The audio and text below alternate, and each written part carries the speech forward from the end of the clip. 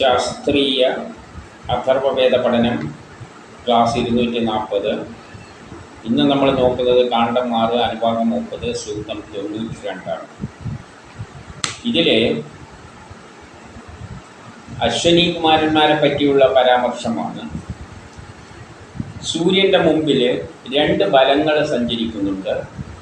സൂര്യനിൽ നിന്നുള്ള ബലങ്ങൾ നമ്മളിൽ സ്വാധീനിച്ചിട്ടാണ് നമ്മളുടെ കർമ്മങ്ങളെല്ലാം നിയന്ത്രിക്കുന്നത്. അപ്പം സൂര്യനിൽ നിന്ന് വരുന്ന ബലങ്ങളെ രണ്ടായിട്ട് നമുക്ക് സാധാരണ ഏത് ബലത്തെയും രണ്ടായി തിരിക്കാം. അതാണ് അശ്വനി കുമാരന്മാർ, ഹൊറിസോണ്ടൽ കോമ്പോണൻറ്റും വെർട്ടിക്കൽ കോമ്പോണൻറ്റും. ഇത് നമ്മളിൽ 2 തരത്തിലാണ് സ്വാധീനം ചെലുത്തുന്നത്. ആ സ്വാധീനത്തിൻ്റെ അനുസരിച്ചാണ് നമ്മൾ ചലനം നിയന്ത്രിക്കപ്പെടുന്നത്. നാഡികളിലൂടെ നമ്മളെ സ്വാധീനിക്കുന്നുണ്ട്. നമുക്കറിയാം, ആധുനിക മെഷീനുകളെല്ലാം അതിൻ്റെ മൂവ്മെൻ്റ് എല്ലാം ഈ ഹൊറിസോണ്ടൽ വെർട്ടിക്കൽ ഡയറക്ഷനിലായിട്ടുള്ള വെച്ചുകൊണ്ടാണ് മൂവ് ചെയ്യിപ്പിക്കുന്നത്. അതുപോലെ തന്നെ ഈ അശ്വനി കുമാരന്മാരും ബലം നമ്മളിൽ പ്രവർത്തിക്കുന്നുണ്ട് നാഡികളിലൂടെ. ആ ബലങ്ങളെ രണ്ടായി തിരിച്ചിട്ട് ഹൊറിസോണ്ടൽ വെർട്ടിക്കലുമായിട്ട് തിരിച്ചതാണ് ഈ അശ്വനി കുമാരന്മാർ. അപ്പോൾ അശ്വനി കുമാരന്മാർ സൂര്യൻ ചലിക്കുന്നതനുസരിച്ച് അശ്വനി കുമാരന്മാരും ചലിക്കുന്നുണ്ട്. അപ്പോൾ ആ ചലനം അനുസരിച്ചും ചലനവും ഈ 2 ദിശയിലേക്കുള്ള ഹൊറിസോണ്ടൽ വെർട്ടിക്കൽ കോമ്പോണൻറ്റ് അത് വേരി ചെയ്തുകൊണ്ടേയിരിക്കും. സൂര്യൻ്റെ പൊസിഷൻ മാറുന്നതനുസരിച്ച് അല്ലെ അശ്വനി കുമാരന്മാർ മാറുന്നതനുസരിച്ച് ഇതിൻ്റെ ബലങ്ങൾ, നമ്മളുണ്ടാക്കുന്ന ബലങ്ങൾ ഈ 2 കോമ്പോണൻറ്റ് വേരി ചെയ്തുകൊണ്ടിരിക്കും. അതെല്ലാം ഫിസിക്സിൽ വരുന്ന കാര്യങ്ങളാണ്. ഫിസിക്സ് അറിയുന്നവർക്കറിയാം. പിന്നെ അതെങ്ങനെ നമ്മളുടെ നാഡികളിലൂടെ നിയന്ത്രിക്കുന്നു എന്നെല്ലാം പിന്നീട് അതിനെപ്പറ്റി പറയുന്നിടത്ത് നോക്കാം. ഇവിടെ അശ്വനി കുമാരന്മാരെ പറ്റിയാണ് പറയുന്നത്. എന്താണ് പറയുന്നത് നോക്കാം. അഥർവവേദം കാണ്ഡം 6 അനുഭാഗം 9 സൂക്തം 92.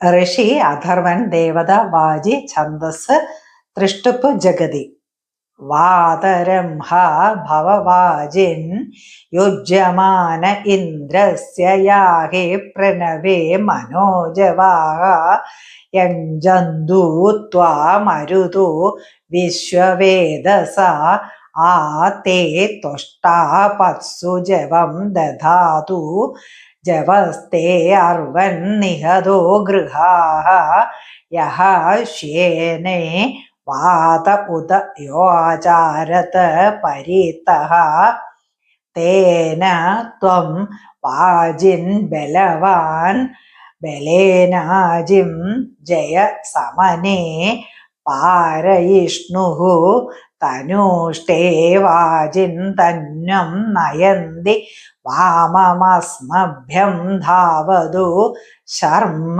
തുഭ്യം അഹൃതോ മഹോ തരുണായ ദേവോ ദിവോ വജ്യോതി സ്വമഹാമിമ്യായ. ഭാവാർത്ഥം: രഥത്തിൽ പൂട്ടിയ ഈ അശ്വങ്ങൾ ഇന്ദ്രപ്രേരണയാൽ വായുവേഗത്തിൽ കുതിച്ച് മനസ്സിന്റെ ഗതിക്ക് അനുസരിച്ച സ്ഥാനത്ത് എത്തിച്ചേരുക. ഈ 49 മരുദ്ഗണങ്ങൾ നിന്നോട് യോജിക്കുമ്പോൾ നിന്റെ വേഗത അവയ്ക്കോടൊപ്പമാകുന്നു. പരുന്തിന്റെയും വായുവിന്റെയും വേഗതയേക്കാൾ വേഗത്തിൽ നീ യുദ്ധക്കളത്തിൽ നിന്റെ കഴിവ് പ്രകടിപ്പിക്കുന്നു.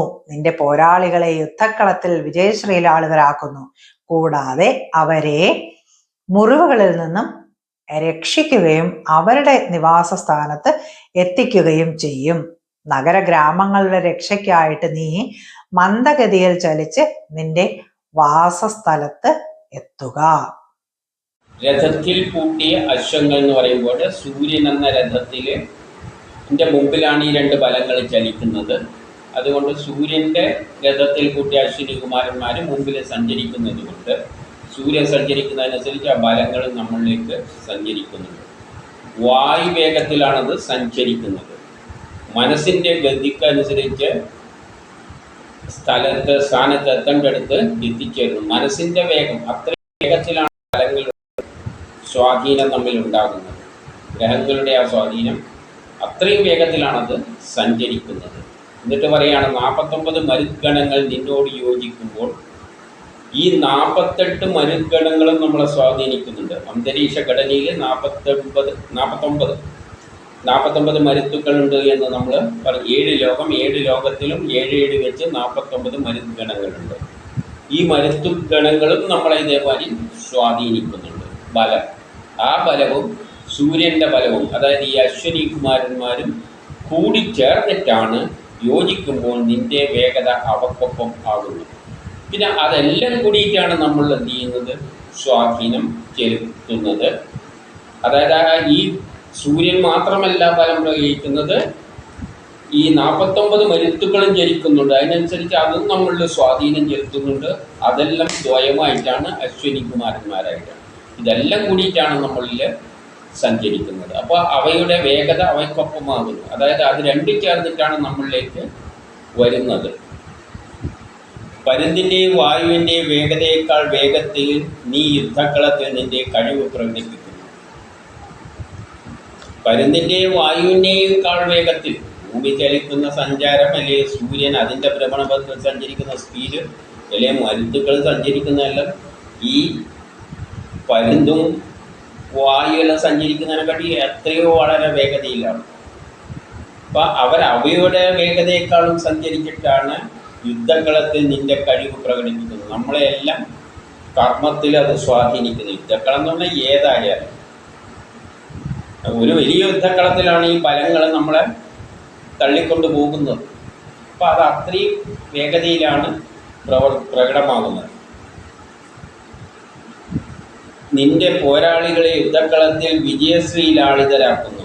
അപ്പം നമ്മളെ ആക്റ്റീവാക്കുന്നത്, നമ്മളെ കർമ്മങ്ങളെ എല്ലാം പിന്തുണച്ച് അതിനെ വിജയിപ്പിക്കുന്നു. നമ്മളെ ഏത് കർമ്മമായാലും, ഏതൊരു യുദ്ധമായാലും, ഏതൊരു ശത്രുവിനെതിരായിട്ടുള്ള യുദ്ധമായാലും, നമ്മൾ ഏത് കർമ്മം ചെയ്യുന്നുണ്ട്, ആ കർമ്മം ചെയ്യുമ്പോൾ എന്തുണ്ട്, അതിനൊരു എതിർപ്പുണ്ട്. അതാണ് every action there is equal and opposite reaction.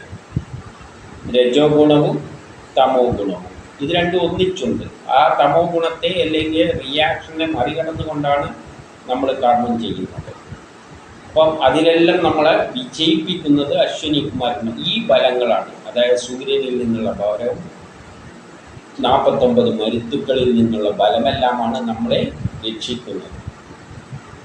കൂടാതെ അവരെ മുറിവുകളിൽ നിന്നും രക്ഷിക്കുന്നു. നമ്മളെ ശരീരത്തിൻ്റെ എല്ലാ രോഗങ്ങളെയും മാറ്റുന്നതിൽ ഈ അശ്വനി കുമാരന്മാർക്ക് വലിയ പങ്കുണ്ട്. അതായത് നമ്മളെ ശരീരത്തിലുള്ള എല്ലാ പ്രവർത്തനങ്ങളെയും, രോഗത്തിനെതിരായിട്ടുള്ള പ്രതിരോധ പ്രവർത്തനങ്ങളെയും എല്ലാം നിയന്ത്രിക്കുന്നത് ഈ സൂര്യൻ്റെയും മരുത്തുക്കളുടെയും എല്ലാം ബലത്തിലൂടെയാണ്. അതാണ് നമ്മൾ, ആ ബലങ്ങളാണ് നമ്മളെ ശരീരത്തിലെ എല്ലാ പ്രവർത്തനങ്ങളെയും നാഡികളിലൂടെ സ്വാധീനിച്ചിട്ട് നടപ്പാക്കുന്നത്. അപ്പോൾ രോഗം വന്നാലും മുറിവ് വന്നാലും അതിനെല്ലാം ഉണക്കുന്നത്. അതുകൊണ്ടാണ് അശ്വനി കുമാരന്മാരെ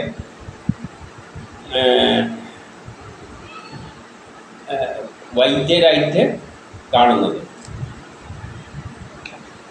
അവരുടെ നിവാസസ്ഥാനത്ത് എത്തുകയും ചെയ്ത് എവിടെ അതെത്തും. ഈ അശ്വനിമാർ സൂര്യൻ്റെ പല എല്ലായിടത്തും എത്തുന്ന പോലെ മരുത്തുക്കളെ ലോകം മുഴുവനുള്ളയാണല്ലോ, 49. അതും അങ്ങനെ സഞ്ചരിക്കുക. അപ്പോൾ ലോകത്തിൽ എവിടെയും ഇത് പോയിട്ട് അവിടെ കർമ്മങ്ങളെ പ്രേരിപ്പിക്കുന്നുണ്ട്. നഗരഗ്രാമങ്ങളുടെ രക്ഷക്കായി നീ മന്ദഗതിയിൽ ചലിച്ച് നിന്റെ നിവാസ സ്ഥലത്തെത്തുക. നഗരങ്ങളെയും ഗ്രാമങ്ങളെയും എല്ലാം അത് എന്ത് ചെയ്യുന്നുണ്ട്, രക്ഷിക്കുന്നുണ്ട്. ഈ സൂര്യൻ തന്നെയാണ് സൂര്യനാണ് രക്ഷിക്കുന്നതെന്ന് പറയണ്ടല്ലോ. സൂര്യനിൽ നിന്നുള്ള ബലങ്ങൾ, ബലം എന്ന് പറഞ്ഞാൽ ആകർഷണ ബലം എന്നാണ് ഇവിടെ ഉദ്ദേശിക്കുന്നത്. അതല്ലാതെ അതിൽ നിന്ന് വരുന്ന അഗ്നിയും വെളിച്ചമല്ല, ബലത്തെ തന്നെയാണ്, ആകർഷണ ബലമാണ്. ആ ചലനം കൊണ്ടുണ്ടാകുന്ന ആകർഷണ ബലങ്ങൾ അത് നമ്മളെ നാഡികളിലൂടെയെല്ലാം ചലിക്കുന്നുണ്ട്. അപ്പം അതാണ് നമ്മൾ എല്ലാം ഈ ലോകത്തെ എല്ലാ സംഭവവികാസങ്ങളെയും നിയന്ത്രിക്കുന്നത്. അതാണ് നീ മന്ദഗതിയിൽ ചലിച്ച്. എന്തുകൊണ്ടാണ് മന്ദഗതിയിൽ ചലിക്കാൻ പറയുന്നത്? അത്രയും അതിന് ദോഷം ചെയ്യുവാനുള്ള കഴിവുമുണ്ട്. നമ്മളെ ദോഷത്തിലേക്ക് കൊണ്ട് ചാടിക്കുന്നതും ആ ഫലങ്ങൾ കൂടുമ്പോഴാണ്. മന്ദഗതിയിലാകുമ്പോൾ നമ്മൾ നോർമൽ കേസിലേക്ക് വരും. അത് ഭയങ്കര ഫലം ഉണ്ടാകുമ്പോൾ നമ്മൾ എവിടെയും ആപത്ത് കൊണ്ട് ചാടിക്കും. അതുകൊണ്ട് എന്ത് പറയുന്നു, മന്ദഗതിയിൽ വന്ന്, അതായത് മന്ദഗതിയിൽ വരുമ്പോൾ നമ്മൾ അതുണ്ടാക്കുന്ന സ്വാധീനവും അതുകൊണ്ട് ഉണ്ടാകുന്ന നമ്മളുടെ കർമ്മങ്ങളുമെല്ലാം ഒരു മിനിമം സ്പീഡിലായിരിക്കും.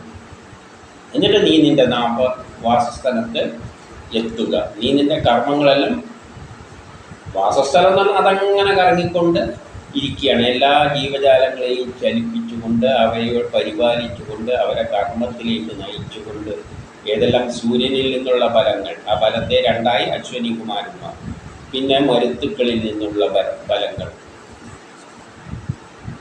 ഇത് ഫിസിക്സുമായിട്ട് ബന്ധപ്പെട്ട ചില വിഷയങ്ങളാണ്. അതേസമയം ശരീരശാസ്ത്രവുമാണ്.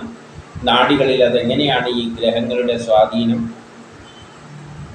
വർക്ക് ചെയ്യുന്നതെന്നെല്ലാം പിന്നീട് നമ്മൾ കാണും. അത് ആധുനിക സയൻസ് പോലും കണ്ടെത്താത്ത കാര്യങ്ങളാണ്.